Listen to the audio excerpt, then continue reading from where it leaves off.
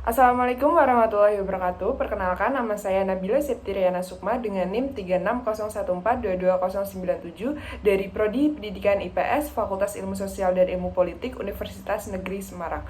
Jadi, di sini saya akan memaparkan materi tentang sistem pendidikan nasional dan implementasinya untuk memenuhi tugas mata kuliah pengantar ilmu pendidikan.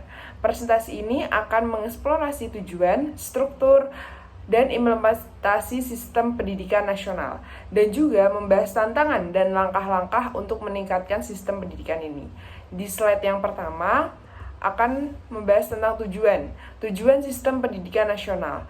Untuk membangun sumber daya manusia unggul, sistem pendidikan nasional bertujuan menghasilkan sumber daya manusia berkualitas yang siap menghadapi tantangan masa depan. Lalu yang kedua, mendorong perkembangan intelektual. Melalui pendidikan individu dapat mengembangkan keterampilan dan pengetahuan yang diperlukan untuk mencapai potensi terbaik mereka. Lalu yang terakhir ada meningkatkan kualitas hidup.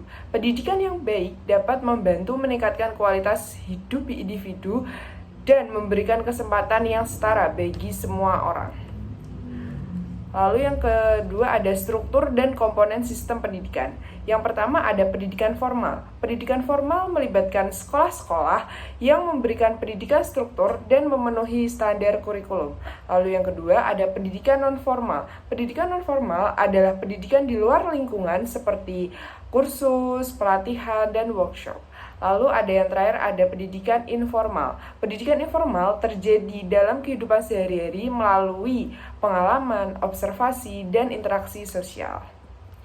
Lalu ada proses implementasi sistem pendidikan nasional. Yang pertama ada perencanaan. Perencanaan sistem pendidikan melibatkan pengembangan kurikulum, kebijakan, dan dukungan sumber daya. Lalu yang kedua ada pelaksanaan. Pelaksanaan sistem pendidikan memerlukan kerjasama antara pemerintah, sekolah, dan masyarakat. Lalu yang ketiga ada monitoring dan evaluasi. Mengawasi dan mengevaluasi perubahan dan dalam implementasi sistem pendidikan untuk meningkatkan kualitas. Lalu ada tantangan dalam implementasi sistem pendidikan nasional. Yang pertama ada keterbatasan sumber daya, keterbatasan dana, fasilitas, dan tenaga pengajar dapat mempengaruhi kualitas pendidikan yang ditawarkan.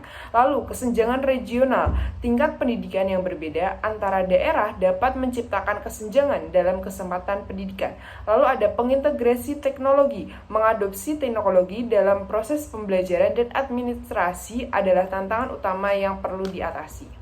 Lalu ada langkah-langkah untuk meningkatkan implementasi sistem pendidikan nasional. Ada peningkatan pendanaan, meningkatkan alokasi anggaran untuk pendidikan guna memastikan ketersediaan sumber daya yang memadai. Lalu ada peningkatan pelatihan guru, menyediakan program pelatihan dan pengembangan bagi guru untuk meningkatkan kualitas pengajaran. Lalu ada pengembangan kurikulum yang relevan, mengembangkan kurikulum yang mencakup keterampilan yang relevan dengan tuntutan dunia kerja dan kemajuan teknologi.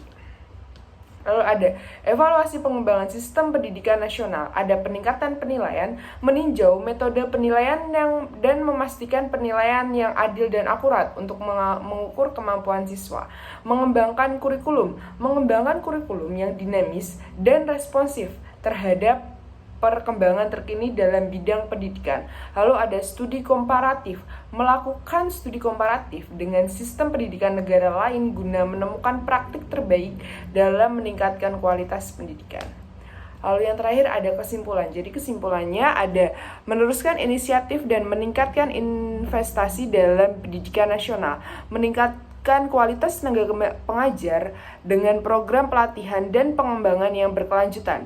Lalu mendorong integrasi teknologi dalam perkembangan untuk mempersiapkan siswa menghadapi dunia yang semakin digital.